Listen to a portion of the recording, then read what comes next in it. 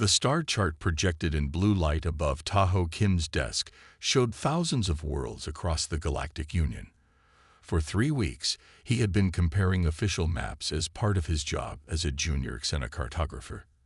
Something strange kept bothering him. Every map ended at exactly the same place, the border of human space.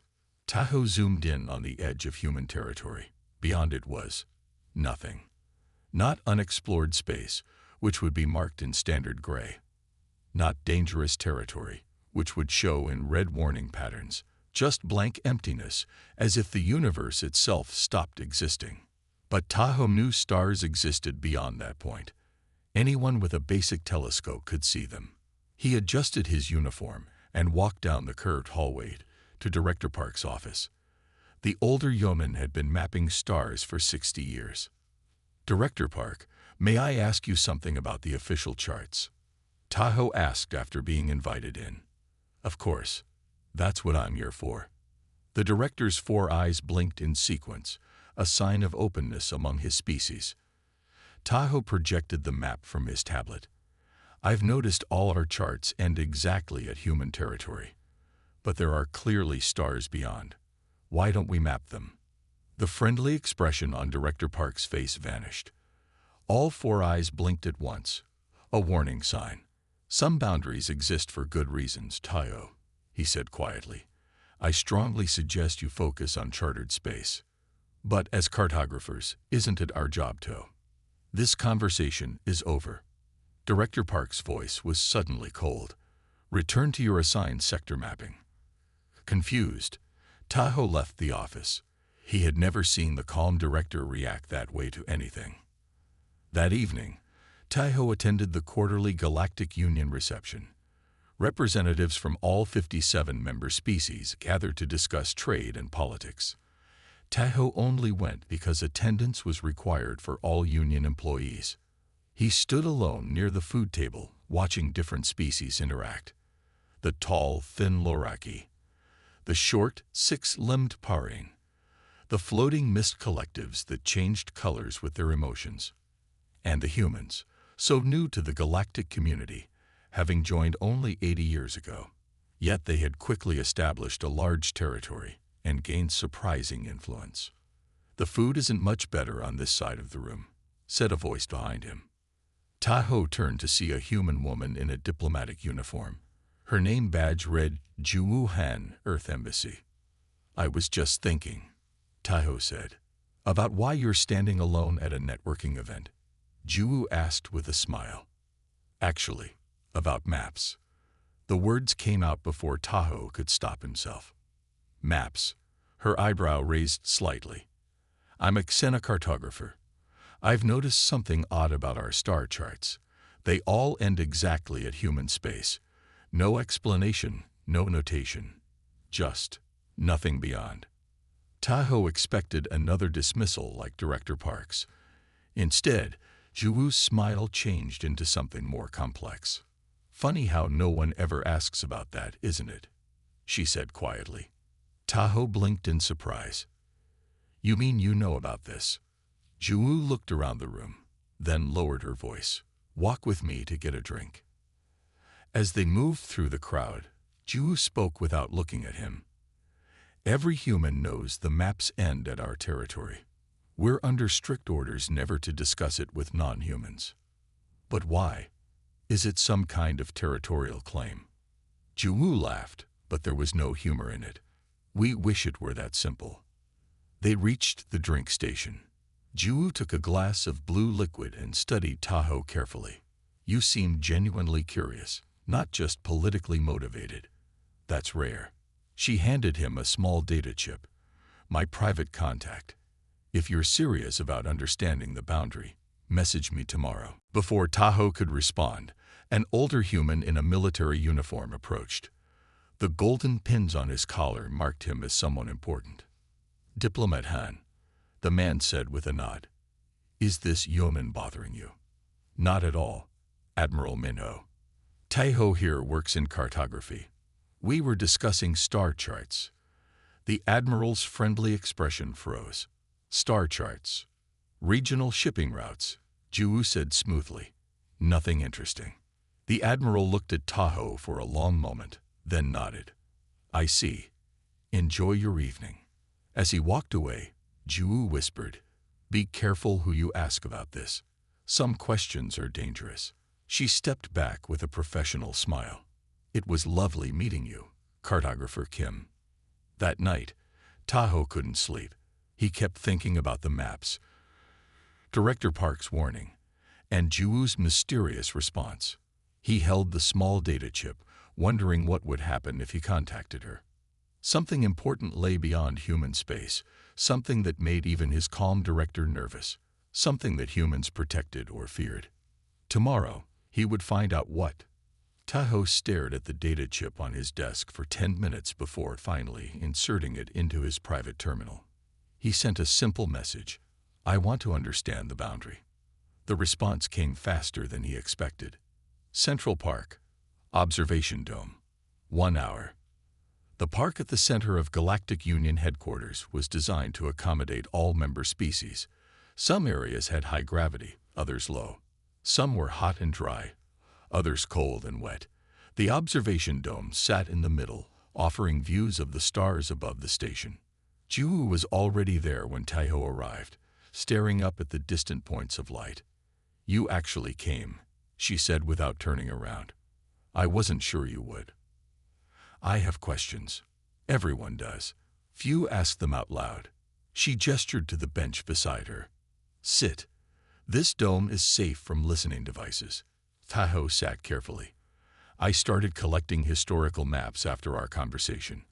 The boundary hasn't changed since humans joined the Union 80 years ago. What else did you find? Ju asked. 6 exploration vessels. 6 different species sent expeditions beyond human space before your people joined the Union. None returned. A flicker of sadness crossed Juwoo's face. 7 actually. Your records missed one. What happened to them? No one knows for certain. She finally turned to look at him. You understand this could cost us both our positions. Maybe worse. Tahoe's 4 hearts beat faster, but he nodded. Tell me about the Makari Empire, Ju said suddenly. The question surprised him. The Makari. They were a major power about 300 years ago. They disappeared suddenly. Most historians think they destroyed themselves in some internal conflict. And what were they doing just before they vanished? Tahoe thought back to his history lessons. They were expanding rapidly. They had just discovered a new world rich in resources. His eyes widened. Earth. They found Earth. Juwoo nodded. They tried to colonize Earth. 3 million Makari ships arrived in our system. None left. That's impossible. Humans didn't have space travel then. We didn't need it. Juwoo's voice was soft but clear. The Makari didn't just disappear. They were unmade. A cold feeling spread through Tahoe's body. Unmade. I need to show you something, but we can't do it here. Juwoo handed him another data chip. These are historical maps from before humans joined the Union. Study them, and you'll see the boundary used to move. That night, Tahoe locked the door to his small apartment and loaded the chip. The maps were official Galactic Union charts from different time periods. The boundary existed before humans joined, just as Juwoo had said. But it moved. Sometimes it expanded. Sometimes it contracted. Then, 80 years ago, when humans joined the Union, the boundary fixed permanently at the edge of human space and never moved again. 3 days later, Tahoe met Juwoo at a small restaurant in the Union Station's lower levels. Humans were a protected species, he said as soon as they sat down. The Union had laws preventing contact with Earth. Why? Because of what happened to the Makari, Juwoo replied. The Union discovered that something around Earth was dangerous. They couldn't understand it, but they knew to stay away. What changed? Why did humans suddenly join the Union 80 years ago? Juwoo's eyes showed a deep sadness. We learned to control it. Mostly. Control what? The thing beyond the boundary. She leaned forward. Listen carefully. Humans aren't like other species. Our minds work differently. We can interact with things that exist outside normal space-time. Tahoe tried to process this. Are you saying humans are psychic? No. We're compatible with something else. Something ancient. She sipped her drink. Have you ever wondered why humans advance so quickly?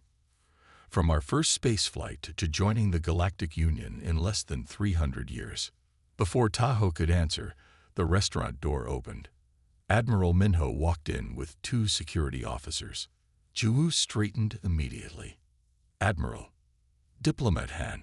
The Admiral's voice was tight. You've been sharing restricted information. I haven't broken any regulations, Ju said calmly. The Council disagrees. The Admiral turned to Tahoe. Cartographer Kim, you've been asking dangerous questions. I'm just trying to understand. We're leaving for Haven tomorrow, the Admiral interrupted. Both of you? Haven? Tahoe asked. The frontier colony. The edge? Ju whispered. The very edge of human space. The Admiral nodded grimly. You wanted to understand the boundary, Cartographer Kim. The Council has decided to show you. As the Admiral left, Tahoe turned to Ju in confusion. This isn't a punishment, she explained. It's an invitation. Very few non-humans have ever been allowed to see what lies beyond. And those who did? Tahoe asked. Some returned, Ju said quietly. Not all. Tahoe should have been frightened, but instead felt a strange excitement. The mystery that had consumed him was about to be revealed. Pack lightly, Ju advised. We leave at dawn. The military transport ship was smaller than Tahoe expected, designed for speed rather than comfort. Through the viewport, he watched as the Galactic Union headquarters shrank to a tiny dot and then disappeared completely. Admiral Minho had said little since their departure, spending most of his time in the command section. Ju sat beside Tahoe in the passenger compartment, her expression thoughtful. How far is Haven? Tahoe asked, breaking the silence. 3 days at maximum speed, Ju replied. It's the furthest human colony, right at the edge of what we call protected space. And beyond that, Ju's eyes met his. The boundary. And then, something else. On the second day, Admiral Minho finally joined them in the passenger compartment. He carried a sealed container which he placed on the table between them. Before we reach Haven, you need to understand some things, Cartographer Kim. The Admiral's voice was serious but not unkind. What we're about to show you is known to fewer than 50 non-humans in the entire galaxy. He opened the container and removed an old-fashioned paper map. Actual paper, not digital. It showed Earth's solar system and nearby stars. This was created 2,000 years ago by humans, long before we had space travel, the Admiral explained. These markings here, they show the boundary. Tahoe leaned forward in shock. That's impossible. Humans couldn't have known about distant stars then. We didn't map them through observation, Ju said quietly. We sensed them. The Admiral nodded. Throughout human history, certain people could feel the boundary. We called them prophets, oracles, seers. They drew maps like this one, showing places they had never seen. But why would the boundary exist around Earth before humans had space travel? Tahoe asked. Because it's not about space travel, the Admiral replied. It's about what humans are. Before Tahoe could ask more questions, the ship's alarm sounded. The Admiral rushed to the command section. Moments later, the ship dropped out of faster-than-light travel with a shudder. What's happening? Tahoe asked as the lights dimmed. We're being scanned, Ju explained. Haven has the strongest defenses of any human world. Through the viewport, Tahoe saw a small blue-green planet surrounded by dozens of military stations. For a frontier colony, Haven had more protection than most core worlds. Welcome to the edge, Ju said softly. Hours later, they stood on the surface of Haven. Unlike the crowded cities of most colony worlds, Haven was eerily empty.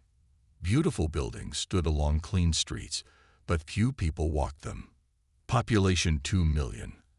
Admiral Minho explained as they walked. All volunteers. Volunteers for what? Tahoe asked.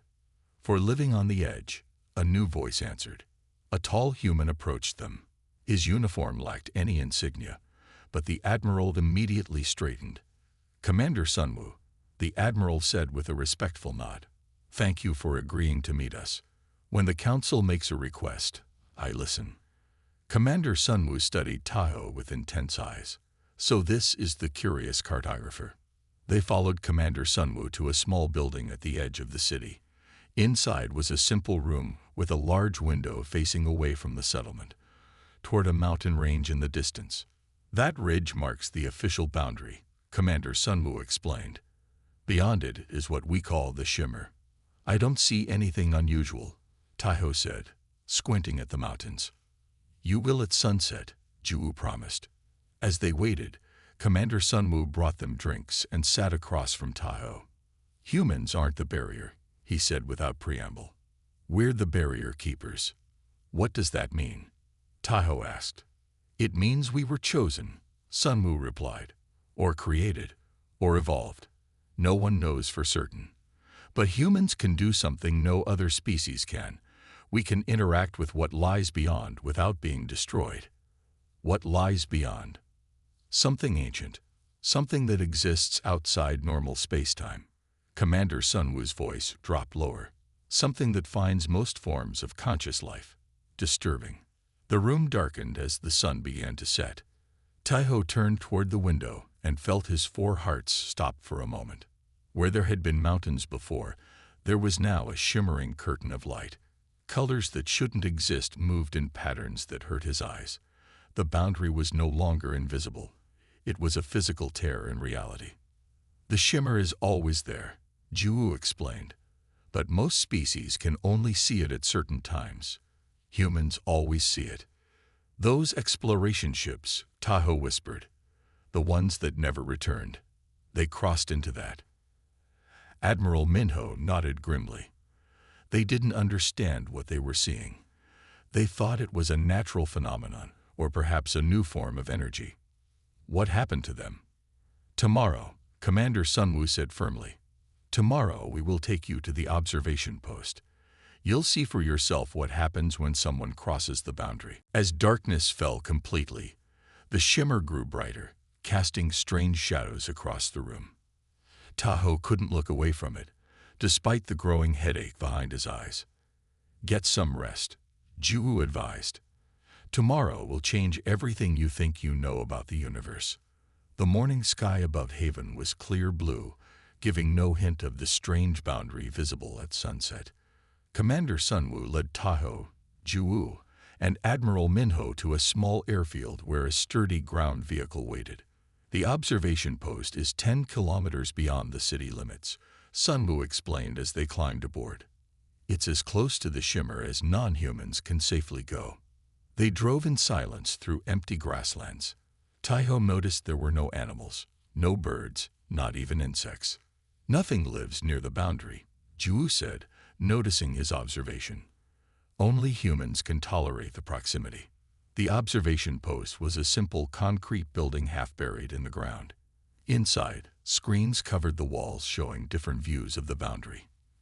In the daylight, the shimmer was barely visible, just a faint distortion in the air, like heat rising from hot pavement.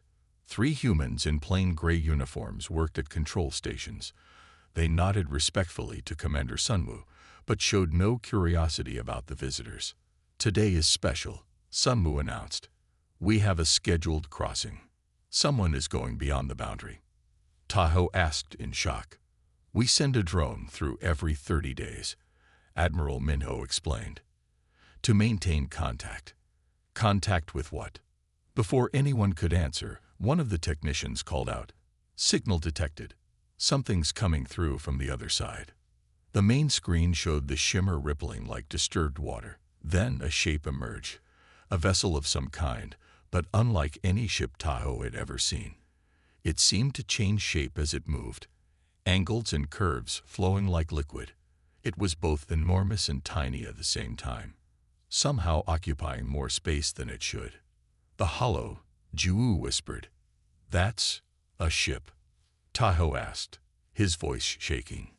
Not exactly, Commander Sunwoo said. It's a physical manifestation of something that isn't entirely physical, a projection into our reality. On screen, the strange vessel stopped just at the boundary. A small drone from the human side approached it. Watch carefully, Admiral Minho said. This is why the maps end here. The drone transmitted images to the observation post. As it crossed the boundary, the pictures became distorted. Space itself seemed to bend around the drone.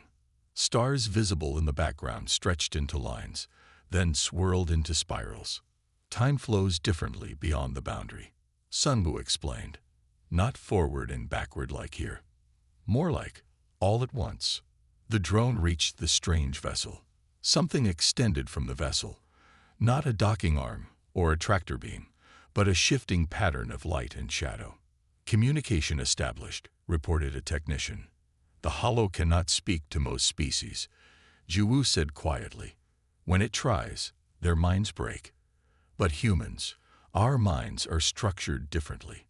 We can translate. On a smaller screen, symbols appeared. Not words from any language, but complex mathematical patterns. It's asking about you, Sunwoo told Tahoe. It senses a non-human presence. What is it? Tahoe finally asked, his voice barely a whisper. Admiral Minho took a deep breath. We don't know exactly. Our best understanding is that it's an entity from another dimension, one where time and space work differently. It discovered our universe thousands of years ago. The hollow exists outside linear time, Ju added. It sees past, present, and future simultaneously. Most forms of consciousness appear chaotic and aggressive to it. Most species try to impose order on the universe, Sunwoo continued. We build, we control, we shape. The hollow sees this as violence against reality itself. When it first found our dimension, it tried to correct what it saw as damage. What does that mean? Tahoe asked. It means it tried to erase sentient life, Admiral Minho said grimly, starting with the most advanced civilizations. A cold realization washed over Tahoe. The Makari Empire. They didn't just disappear, did they? This thing erased them from existence. Sunwoo nodded. 3 million ships. Billions of individuals. Gone in seconds. But why not humans? Tahoe asked. You said it finds consciousness disturbing. Most consciousness, Ju corrected. Human minds are different. We think in ways that the hollow finds comprehensible. We can communicate with it without being perceived as a threat. On screen, the strange vessel retreated back into the shimmer, which rippled and then settled. Humans discovered the hollow's existence thousands of years ago, Admiral Minho explained. Or perhaps we evolved to sense it.